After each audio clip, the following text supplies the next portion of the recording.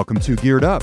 Here in Seattle, I'm Todd Bishop from GeekWire.com, and I'm pleased to be joined on the line by Andrew Edwards. How's it going, Andrew? What's going on, Todd? I'm here. I am here right now in LA. What is happening? Nice. What the heck are you doing in LA? I'm here in LA. I just attended the Funko premiere, their movie premiere. It's a documentary called Making Fun. Funko is a awesome toy company located in Everett, Washington, and they have the premiere down here at the TCL Chinese Theater. So I attended that. And tomorrow I am off to Orlando to attend the PGA show. And I'll be bringing you all the latest tech from the golf world. Golf tech. So it's like Golf. CES for golf. That's what you're doing? That's correct. CES for golf. One example I saw that I'm going to be checking out is a smart golf ball, which will determine how far you hit it, how hard you hit it, and where it landed all through a smartphone. So I'm not a golfer, so this should be very interesting. Awesome. That'll be a lot of fun. Okay, cool. I can't wait to hear about that on next week's episode. Coming up this week, though, we have got a great show. We are going to be talking about a new twist in the Xbox Game Pass. Plus, we are going to be exploring the latest news on Apple's HomePod high-end speaker, and we're going to go in-depth with the technology behind Amazon Go, Amazon's brand new high-tech retail store in Seattle. Also, stick around. We have a brand new Geared Up giveaway, your chance to win a Muse device. You remember this thing, Andrew? This brings Amazon Echo into your car, right? Absolutely. And I've been using it, and we've got an extra one to give away to Geared Up listeners. We're going to give you the details coming up in the second segment. Okay. First, though, let's jump in. Xbox Game Pass. This is essentially a subscription that Microsoft came out with previously, but they updated it in a really interesting way. Andrew, you've been tracking this one. Yeah. So what's interesting is the Game Pass was kind of like, like Netflix, but for games. If you own an Xbox, you pay $9.99 per month, and they rotate in and out different games, but you have access to basically 100 or so games. So you pay your $10 a month. You can play any of these 100 games, as much as you'd like to, as long as you have an active subscription. And every month they kind of swap games in and out to kind of keep things fresh. The biggest complaint about the Game Pass, well, first let's start with the positive. The positive about the Game Pass is that you pay your $10 a month, which is $120 a year, which is the cost of 2 games. So for the cost of 2 games on an annual basis, you can play, 100 games at any moment. The complaint most people had was that these games weren't the newest games. They are, catalog titles. A lot of them now, since the Xbox One does backwards compatibility, a lot of them are Xbox 360 and even original Xbox games as well. So those obviously aren't going to be the latest and greatest. There are some Xbox One games in there too, but Microsoft just announced a change to where they are going to be adding in to the Game Pass their first-party titles on day one. So, for example, Halo, one of the biggest franchises on the Xbox, when the next Halo game comes out, if you have a Game Pass, you can play it the same day that it's released in stores, and that's a big deal. That's major.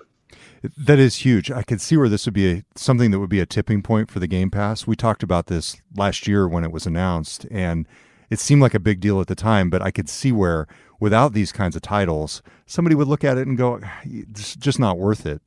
But for $10 a month to have access to those games, and no longer do you have to wait in line, really. I mean, those days are gone. Right. Here they are.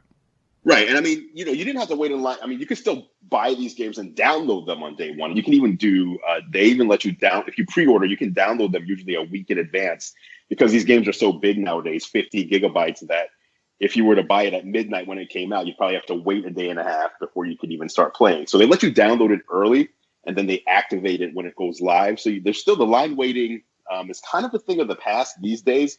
But like you said, the Game Pass was really, like, for me, in my own personal opinion, it was for people who aren't really big gamers. They just want to have an Xbox and they want to have some games to play. Or for parents with children who they just want to just play something, here's some games. I don't want to spend a ton of money on games. You have 100 games here to choose from, so pick something.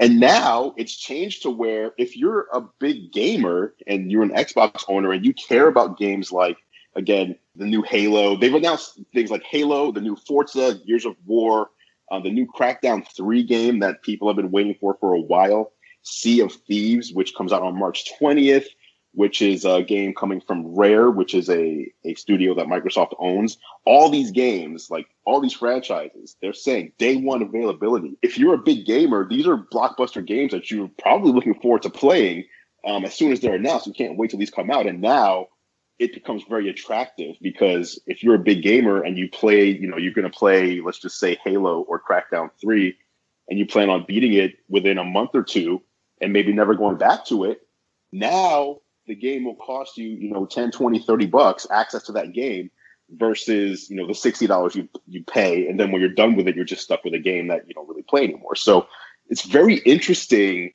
what Microsoft's doing here. And I wonder, I'm not sure, I can't wrap my head around the strategy yet because these games will sell at $60. People will buy them at $60. So why would you include them here in the Game Pass for $10 instead of getting the $60? I'm not sure. I don't know if you have any thoughts about that. I sure do. I think that the game console market is newly competitive again. It has been reinvigorated by Nintendo in particular. If you look at the Switch and the way the Switch has been just dominating the market. And certainly people can look at this and say, well, Nintendo is kind of in a class unto itself. And really the competition here is between the PlayStation and the Xbox. And it's always been that way. But people have a choice when they go out there and decide which new console to get. And if they can sit here and say, oh, wait, I can go with the Xbox, I can get the Game Pass, and I can get these titles, these marquee blockbuster titles on day one with that Game Pass. I think it's one more thing that makes Microsoft at least a little bit more competitive against Nintendo. That's one of my thoughts. That's true. That's true. So for you, now I don't know, you don't have an Xbox One at home, do you? No, I still have the Xbox 360. We've got the Xbox One. I will say I've been looking at this, and especially the Game Pass when it was announced last year. I was looking at this, gosh, this is a very nice benefit, and it's the kind of thing that, after more than a decade with the Xbox 360, I could see myself finally making the move. Yeah. It's time. I do have the Slim, so I've got an update, but it's probably time.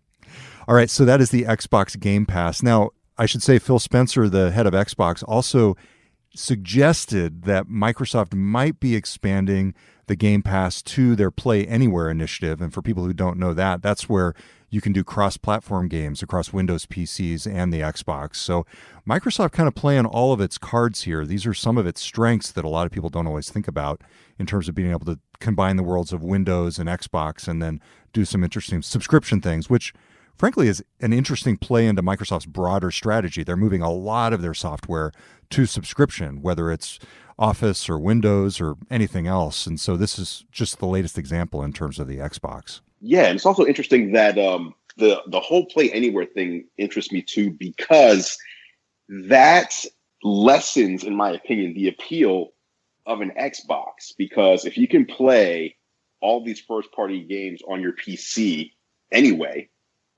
why do you need the Xbox then? Well, people have always said, is the console era almost over? And Nintendo in particular seems to keep, saving the console era from the jaws of death.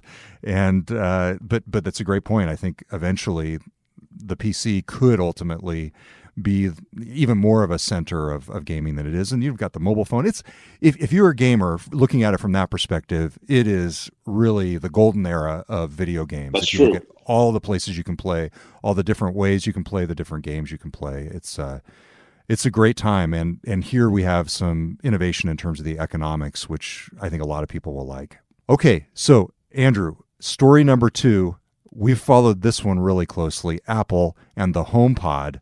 Yep. This was a bit of a disappointment of 2017. I think we counted it not necessarily as one of our flops, but really as something that did not come out in the way that it should have. Just catch people up first. What is the Apple HomePod? So the Apple HomePod is Apple's entry, their foray, if you will, into the smart speaker segment.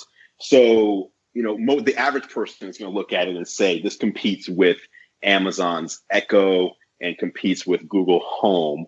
But that's not really how Apple's positioning it. They're really positioning it more as a smart speaker, speaker first, smart second.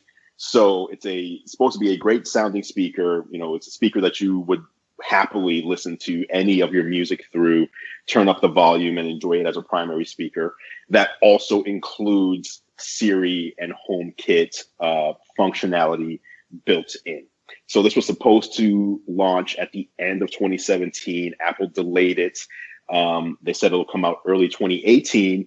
They just announced a pre-order date and a release date, but they also announced some things that the HomePod was supposed to do that it will not do at shipping, and will be updated with software later in the year to be feature complete. So let's go through all those details. First off, they're going to be releasing it on February 9th. Pre-orders start on January 26th. To jog everybody's memory, the price of this is $349. So we finally have those details. But tell us more about the feature situation, because that is a new twist. Yeah. So aside from playing music, one feature is it has access to all of Apple Music. If you have an Apple Music subscription, you can play any of the 30 million or so songs available. If you don't have an Apple Music subscription, then you can play music to it through Bluetooth or AirPlay. You can play anything that you store on your computer. You can play anything in your iTunes library. You can ask it to play podcasts. You can ask it to play anything you bought from the iTunes store. So that is, that's entertainment. It can also do things, like I said, like, handle any of your HomeKit stuff. So that's anything from, lock the doors, change the lights, any of that smart home stuff it can do. It has a built-in thing that I'm not sure how this works yet, but it's supposed to be able to just use some sort of recognition of your voice, so that if you have a HomePod in the living room, it should be able to recognize 3 different people. So if you were to say to it, what's on my calendar today, it'll tell you Todd's calendar. And then if your wife asked that exact same question without identifying herself, it would recognize her and tell her what's on her calendar. So that's interesting, because it's not something we've seen happen yet in the smart speaker market, especially just through voice control.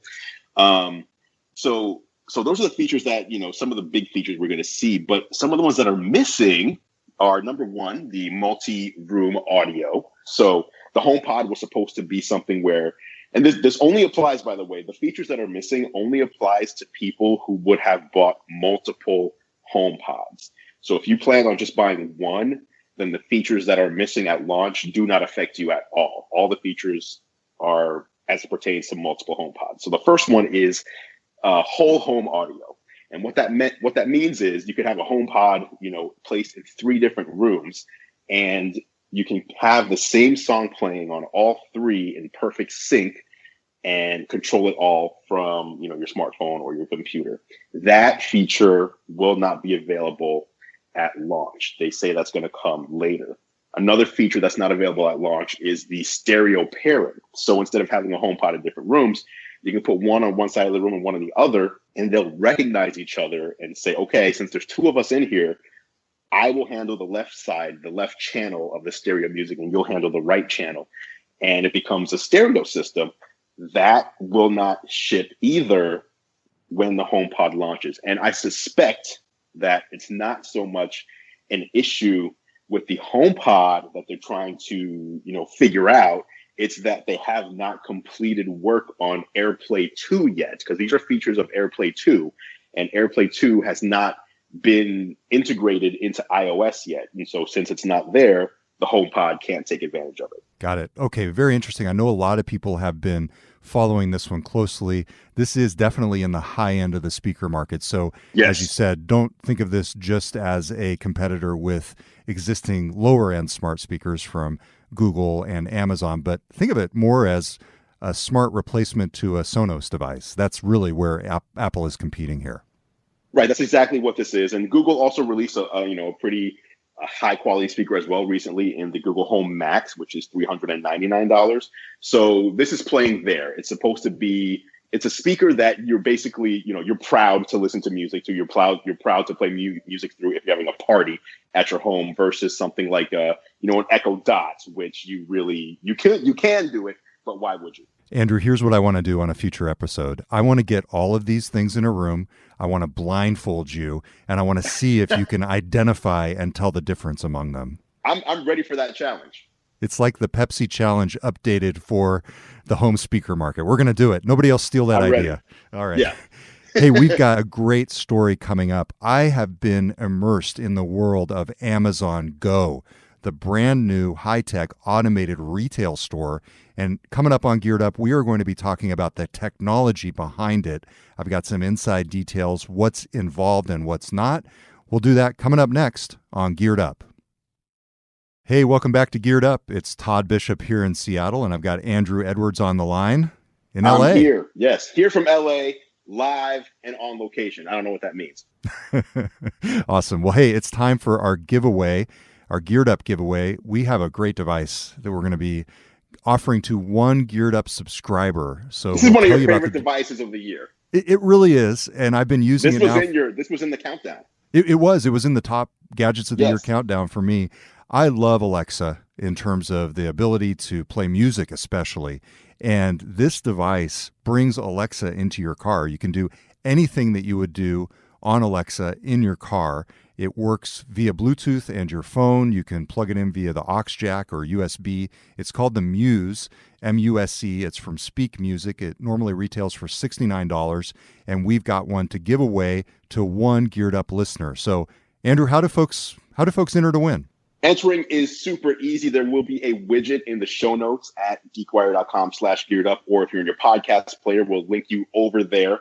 And entering is simple. All you need to do is subscribe to the Geared Up podcast. So if you're not subscribed yet, or if you're already subscribed, take a screenshot of your podcast app showing that you're subscribed and use the widget to submit that screenshot. All valid entries will be entered to win.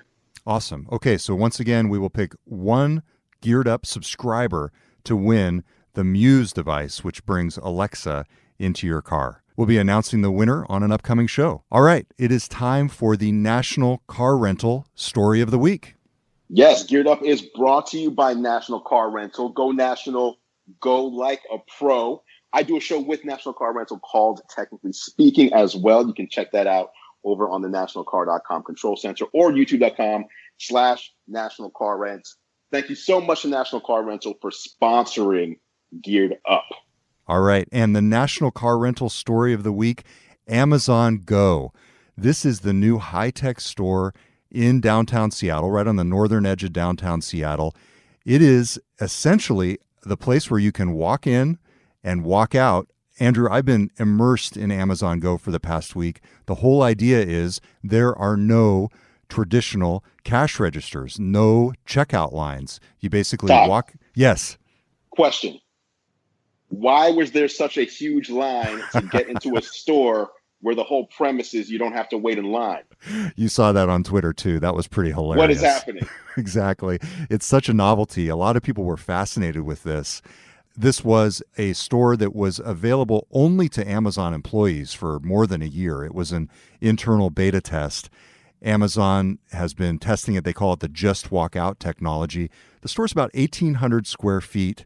And I think there were tons of people who were just fascinated by this idea of really a seamless grocery store experience and potentially the future of retail, especially if you think about the possibility that Amazon could eventually roll this out to Whole Foods stores. Now, I got to be clear. Amazon says they have no plans for that. Obviously, the grocery arena is highly unionized, and so I think they have to be careful about what they say about displacing jobs if they replace cashiers with technology. But for purposes of Geared Up, I was really fascinated with the way the technology works. But first of all, Andrew, are you into this? Is this something that matters to you? If you could go in and just pick something off the shelf and walk out without actually checking out? Well, I mean, this is my own personal opinion because I assume everybody shops differently. But for me, I'd rather have the control of just going in, getting what I want, and leaving. That makes it much faster for me as well. Like, time is of the essence for me. Like, I don't want to, the worst part of shopping at a grocery store is the checkout process. I would assume most people feel that way. The checkout process is the part that's the longest. You have to stand in line. You have to wait. They scan everything, or sometimes they just make you do it. And it's like, I'm not a scanner. I don't know what I'm doing. So I would much rather just grab the stuff off the shelf, walk in, get what I need, walk out, That sounds amazing to me. Like that, if I had the option of choosing that versus a traditional grocery store, I would choose Amazon Go in a heartbeat. So here's the thing. I was able to test this last week before it opened to the public. Oh, I walked in, I grabbed some Odwalla juice, and I walked out. Total elapsed time in the store, 23 seconds. was it too fast for it to catch you, or did it actually charge you? It charged me. Oh, absolutely. That's the So it thing. worked. Absolutely. The New York Times reporter, Nick Wingfield, he also did his own test, and I wish I had thought of this. He attempted to shoplift. He he picked up a bottle off the shelf, tucked it under a jacket, and his hope was that the store wouldn't sense what he was doing, and he walked out, and no, it knew what he had done. So here's how it works. You download an app, first of all, and that's really the only actual interaction that you have with the store in terms Is of this a separate identifying. app? Yes, Well, it's not it the is. Amazon app. Exactly. For now, it is just an Amazon Go app. It's available for iOS and Android. And the key thing it has is a screen that has a QR code on it. And so you walk into the store, you've got the app ready, and you just turn the phone over and you scan it into one of the gateways at the edge of the store. And from that point on, they know who you are. They know where you're walking. And the technology they use is essentially a array of hundreds of overhead cameras and depth sensors in conjunction with weight sensors in the shelves. And the way that they Wow. described it to me was the system treats you as an entity. So think of it essentially as a physical manifestation of a website. So right now, when you log into Amazon.com, they know who you are. So that's Right. the analogy to basically checking in at the gateway. And then, of course, on a website, everybody knows you're tracked. They know exactly what you're doing.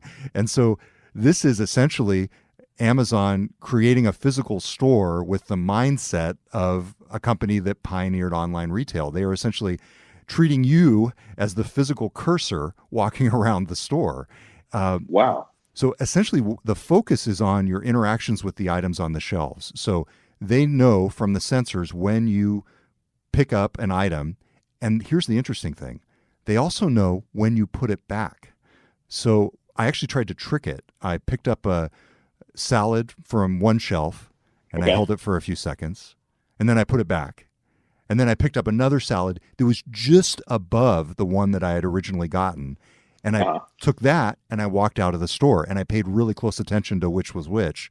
And they got it right. They knew that I had put the other one back and they knew that I had taken a different one off the shelf. And the way that you know is you walk out and essentially you just get the receipt in the app. Really impressive technology in terms of its ability to not only track one person. I mean, that's hard enough, right? But the store can handle almost 100 people at a time. And from what I could tell, I went back on opening day on Monday in Seattle, and from what I could tell, it was working even with a packed store. This is crazy. This is one of those things that feels like just the future. Like if you could just walk, you're thirsty, you're walking by, there's an Amazon Go shop right there. You just walk in, grab a juice and walk right out and go about your day. And it just like that's the ultimate. That's great. Like buying things is an inconvenience, when it comes to having, especially, you have to take out your wallet, or do you forget your wallet, or do you this is just awesome. So as long as you have your smartphone, right, you need to have your smartphone on. You can't just walk in without anything. Wait a second, Andrew. What about the privacy implications here? Because, I mean, it's one thing to be on a website and have your actions tracked, but what if you're walking through Amazon Go or another store that has this technology in the future, and you linger just a little bit too long at, I don't know, the condoms, and suddenly online you're being targeted with ads and your wife walks up behind you and says, "What the heck? What's going on?" I mean, that's the kind of concern I think that people have with this tracking going into the physical world. That's interesting. Like you're just trying to get nasal spray and the condoms are behind you. And yeah, it just makes a mistake. Now that's crazy. Because when you said privacy implications, I was thinking Amazon knows everything I buy anyway. So why would I care if they know what I buy in a physical store when they know everything I buy on their web store? But that's actually an interesting argument. I don't know that I really care all that much, to be honest. Those kinds of things there's reasonable explanation for the mistakes that may happen in the store, but I think I would take that risk, which I think is a pretty small risk, for the much greater reward of, again, just being able to walk into somewhere, get something, especially if it's just a couple items, just want to walk in and get them and leave versus having to, it feels like it's not as dedicated of a trip or as dedicated of a chore that you're partaking in when you're just, when you have that freedom to just walk in and out. I really like that idea. I haven't been able to check it out yet since I've been traveling. But once I'm back in Seattle, I'm very excited to go check out the store. I should say, for the record, Amazon is not doing that kind of online retargeting right now. And they are clear in that they're keeping the Amazon Go data confined into the Amazon Go experience. Oh, interesting. That said, certainly there is the potential, if this catches on, if this is the future of retail, clearly that's where marketers would take this, because that's the gold mine. All right, fascinating stuff. And we haven't even gotten into the implications for jobs. Amazon does say that they're essentially repurposing the employees who would have been cashiers into other areas, including the kitchen area where the fresh food is prepared. But long term, again, you could see where this would have big implications for jobs, especially at the scale of a grocery store as opposed to a convenience store. So lots of interesting stuff here. All right, we're going to take one last break here on Geared Up. Coming up, it's a new segment, the Geared Up Rant. You're listening to Geared Up, and we'll be right back. All right, welcome back to Geared Up. It's Todd Bishop from GeekWire here in Seattle, on the line with Andrew Edwards in Los Angeles. Absolutely. Hey, I've got a rant for you. You've got a rant. Usually I'm the one ranting. That's right. Usually I'm the one that has a bone to pick with these companies. Exactly. Well, I've got some complaints. I'm getting old and cranky here, so I can't wait. I cannot wait for this. So a while back, I think it was last year, T-Mobile came out with a new app called Digits that essentially can provide a second line on your phone through an app, and also provide some number portability. So if you use the phone line, the number that you get through the T-Mobile app, you can use it on a variety of different devices. Really cool. We talked about it a lot on Geared Up. You remember this, Andrew? Of course, yes. Okay. So here's my rant. I primarily am using this as a number replacement. So the public number that I put out on GeekWire is my T-Mobile Digits number. And it's great because I can tell when somebody's calling me, if they're calling the number that I give to everybody else, my friends and family, I can tell, oh gosh, that's a call that is from somebody I know who has my number generally. And if it's coming into the T-Mobile Digits line, I'm like, okay, it's somebody who's gotten my number off the website, and I can prioritize as such. Right, which makes sense. The dang thing keeps logging me out. I can't figure it out. Oh, no. Every 3 or 4 days, I think it might have to do with a device restart. Whenever my device restarts, for any reason, I get logged out, which I guess makes sense. But for my purposes... Not really. It doesn't make sense in terms of an app that you want to rely on for phone calls. Exactly. To me, if you're going to have an app like this where you're giving out a number and people are trying to reach you through that number, either via text or voice, it needs to be always on and needs to be always logged in. And every few days I look at my Digits and I'm like, gosh, I don't see any notifications on the app icon. What's going on? Mm-hmm. I look at it. It's logged me out again. So you have to put in like a password and hit sign in and everything before it works? Exactly. And of course, I can never remember my T-Mobile password. And for some reason, it won't. I haven't been able to get the Face ID to work with it yet. I think that's probably on me. That's not a subject of the rant in terms of that particular app. But to me, I think this needs to really be stepped up in terms of the always on, always logged in capability before you can truly rely on it as a main phone number for yourself. That's my T-Mobile Digits rant. Well, you know what? I'm on your side. If I'm playing judge on this one, I am saying T-Mobile is guilty here, because we have other apps that do phone call type thing. Like we're talking on Skype right now. You called me on Skype. I haven't used Skype in weeks, and it just worked when you called me. I didn't have to make sure to check that I was logged in. It just works as expected.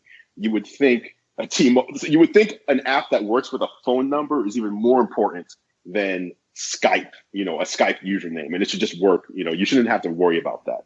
Absolutely. So here calling John Ledger. If you can fix this, T-Mobile CEO, this is one to fix. And I basically still love the concept of having this other number. It's kind of like a burner number on your phone. Right. So I am just paying extra close attention to make sure that I'm still logged in. And I haven't missed a vital call yet, but I think there's the potential to miss a really important call because it keeps logging me out. All right. So I love this new feature, Andrew, and I love the idea of the other person playing the judge. So we'll have to and I think it'll only work though if the judge is willing to tell the person with the rant that they're off base. So let's hold ourselves accountable on that. Of course. Yes, we are men of integrity, exactly. And that's what we will do. Awesome. Good stuff. Everything from HomePod to Xbox Game Pass to Amazon Go. Great stuff this week. Thanks very much, Andrew. Absolutely. All right. Safe travels. Until next time, I'm Todd Bishop. I'm Andrew Edwards. Hey, quick programming note. I am actually going on a big trip. I'm going to be spending the next couple of weeks in Pittsburgh for GeekWire's HQ2. If you want to find out more about that, go to geekwire.com/HQ2. Andrew will be back in Seattle with a special guest host next week. Be sure to tune in, and I'll look forward to being back on the show when I'm back in Seattle. We'll talk to you next time on Geared Up. Thanks for listening to Geared Up, the weekly tech and gadget podcast. Check out more of Andrew's reviews at youtube.com/gearlive and follow all of our coverage at geekwire.com.